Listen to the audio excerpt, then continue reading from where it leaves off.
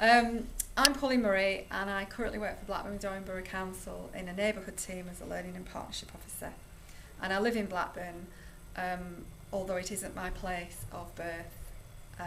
So I've only lived in Blackburn for about 20 years, so it's kind of, I live here, but I don't feel that sense of belonging that people have when they sort of stay in the same place all their lives.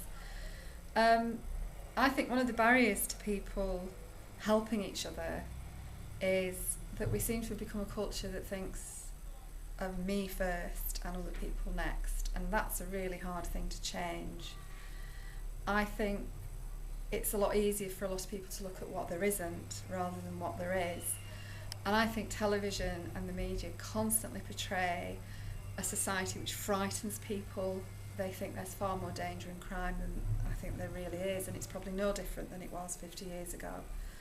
And television constantly shows us what we don't have, and it's hard to feel satisfied with what you've got if you're constantly looking and being told, well, other people have so much more. So I think there's a whole culture of pointing in the wrong direction and not looking at what we have, but looking at what we don't have.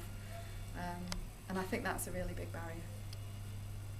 I hope in 10 years' time that my life will be rich and full of exciting things, that I will still be physically fit. I'm 54 now, so obviously I'm getting to the age when that becomes an issue.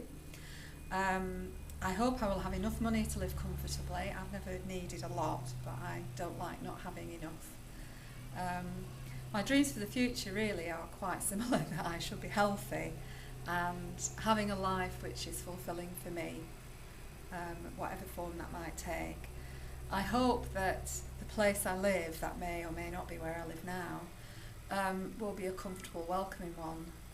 I have good neighbours at the moment. It's Eid tomorrow, so I will get a big plate full of food, and I've already got gifts to give them. And I like that kind of give and take, that we can be different but still good neighbours. We don't go in and out of each other's houses and have that kind of relationship, but we share things together.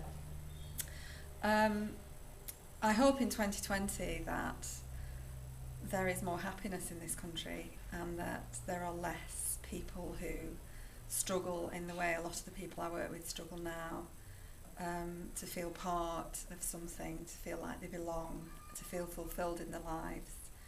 I'm not sure what I mean by a good life really, but I see that as one where people have real choices and can respond to the world around them in a way that gives them fulfillment. And there is a lot of giving back in that. I don't think it's just about what I can have, but I think it's about what I can share. I think in a way I do help other people have a good life. I find this a bit harder really, because I think as a culture we're quite reluctant to say, oh, I'm really good at this, I do that really well. But I do try in my everyday life. I smile at people when I'm walking around, I say hello, I talk to people. When I'm in the park with my dog, I'll talk to people. I don't let the dog bother other people. If I see somebody struggling with something, I'll offer to help, like holding a door. And I don't even think about it. It's just kind of something that I think I do.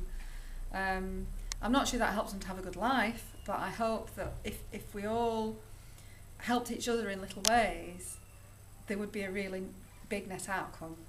I don't think letting somebody out in a queue of traffic is going to give them a good life, but it might make them happier, and they might help somebody else to get out further down the line. I think it's about not just holding on, but about letting things flow through you and sharing what you have. Having enough for yourself maybe, I don't think that has to be selfish, but not having so much when there's other people who don't have anything. I don't know whether there's anything else I have to say, because the other question is down there and I can't see it. What was